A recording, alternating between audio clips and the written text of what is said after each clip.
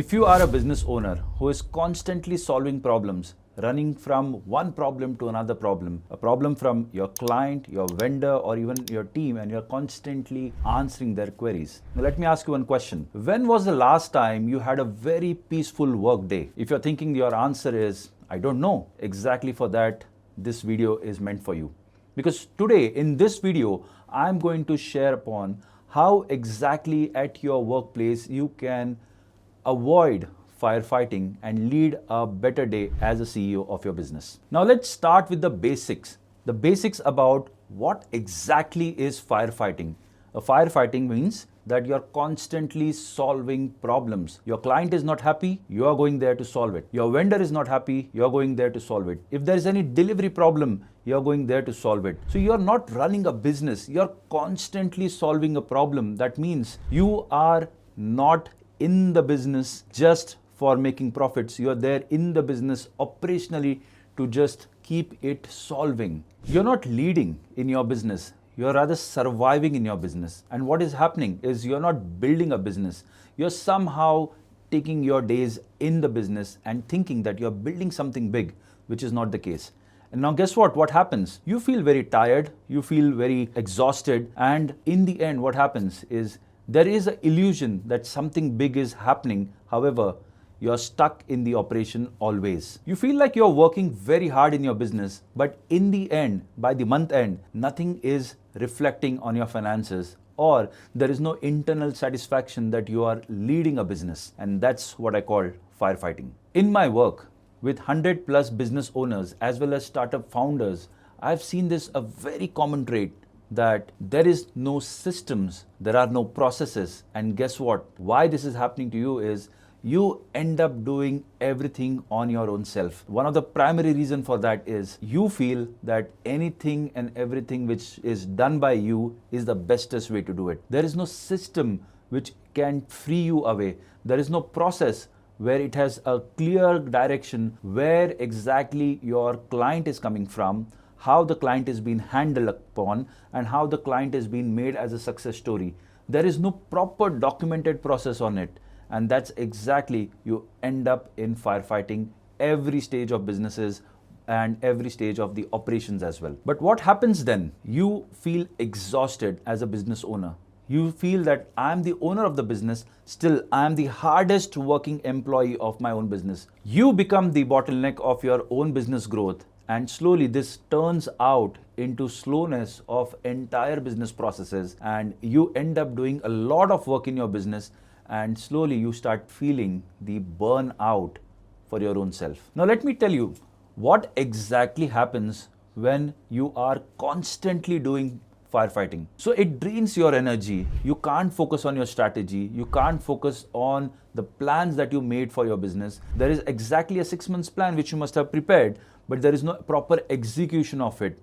And this is the biggest problem of firefighting and doing it alone everywhere, that you don't follow a simple process. You don't follow a strategy. You don't follow the SOPs. And that exactly keeps on hampering your business growth and keeps on burning you as a CEO. So most importantly, you lose your freedom. But you built this business for freedom. Is that right? Now what happens? That your business is now owning you, which is not right. Now let's talk about step 1, fire the odds. That means from now on, for the next 7 days in a row, every day, document, carry a book and pen and document everything which is coming upon to you. Your team member is asking for help, give the help, but document it. What kind of help they asked? Your clients contacted you. What kind of questions are they asking? There are systems which are failing in your company. Document what kind of systems or communication failing is happening. Your vendor is reaching out to you. Document that these things are coming to you, which you have been observing for the last 7 days. And most importantly, just check, these are the same people must be troubling you every day. So document all the things which are coming to you so that you are aware that this is happening to you. The first primary most understanding is, am I aware that I am in a firefighting position in my business? The moment you are aware of it and you have documented it, that is the first step to get towards your freedom. Now let's move to step 2. Step 2 is create systems one at a time. Now, every time any problems or any questions comes to you in your business, document it as per step 1.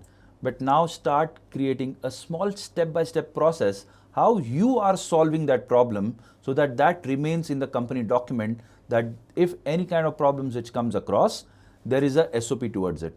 You don't need to have a perfect system. You need to build one step at a time, one process at a time, one SOP at a time, and most importantly, document it so that it remains in the system. Don't wait for building a perfect system. Build it slowly, one step at a time, one process at a time, one SOP at a time. And trust me, you can do it. Now let's move to step 3. Step 3 is build a self-managed system. I request every business owner, CEOs, do not hire a team member who is overly dependent on you. Hire a team member who has a long-term vision and they're self-managed. That means your responsibility as a business owner or CEO is to have a very clear defined job roles and descriptions, their KRAs and KPIs, because you need team members who are self-managed rather than you managing them. Because if you have to manage them constantly, then you're not having a team member for a longer vision. You're having a team member for just firefighting, which involves your energy as well. Now let's go to step 4. Protect your CEO time. You need to have at least 2 hours a week. I'm telling you very clearly, 2 hours a week is so important for you, because you need that time out from that firefighting, the daily hustle, and you need to reflect back that what is your role as a CEO? What is your clear plan for the next 6 months? And what are the SOPs that you have built last week, how it can be refined further? And what are the SOPs you can design for the next week? And what can be the upcoming problems in your business which you are citing as a CEO which can come across? That can be vendor problem, that can be client's problem, that can be team members problem, which you have to identify and prepare a plan well in hand before. Your 2 hours should be no disturbance, and as a CEO, you need to think about a great visionary where you want to take your business ahead. Protect your CEO time, claim your 2 hours from your daily life, from your business life, and build a better business from here on. Reclaim your time as a CEO. That 2 hours is going to help you redefine your business, redefine your SOP, redefine your next 6 months plan, and that is going to help you scale your business from here on. Do it now, because that is what you have been craving for a very long time. Let's move to step 5. Trust the process. Look, things are not going to change overnight. It is not that you start it now and immediately there is going to be a lot of changes in yourself as well as in your business. But every system, every process that you build, every SOP that you build now is like one fire towards your problem and one fight less as a CEO you need to handle. It's a slow beginning. However, you follow it, be consistent on it, because it's a new CEO approach that you are adopting now. And this is going to lead you towards a better future. After 6 months, you will realize you have a better time for your own self.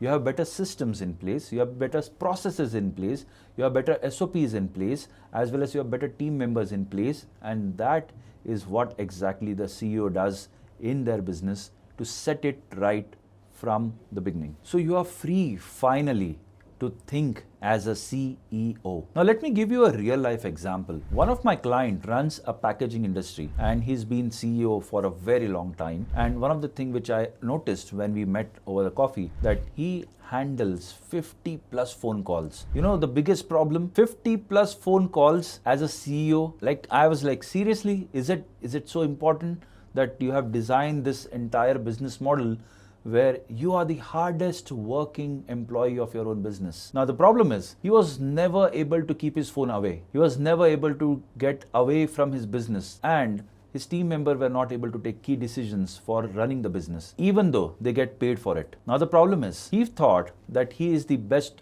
one who can take everything loaded on his own self. The result was he was completely burned out. The company was not growing, and we worked with him for just 3 months on 3 important aspects. Is we started delegating the operational work, we set the clear roadmap for the team members and also the KRAs and SOPs, and for the client satisfaction, we designed a process where the client satisfaction was taken care of, so the complaints reduced. Now 6 months down the line, from 50 phone calls, this CEO has reduced down his phone calls to 5 or 6 at the max in a day. Now these 5 and 6 phone calls are key important decision making call which he has to take it as a CEO. But now what? He has more time to think about his business scalability. He has more time to train his team member. He has more time now to talk to his clients. He has more time to go out and network. He has more time to meet other CEOs and expand his business. Now that's what I call is very systematically defining and avoiding firefighting. So if you're stuck in firefighting mode in your own business and you don't want to babysit your own business and you want to grow your business and not babysit it, so what you need to do?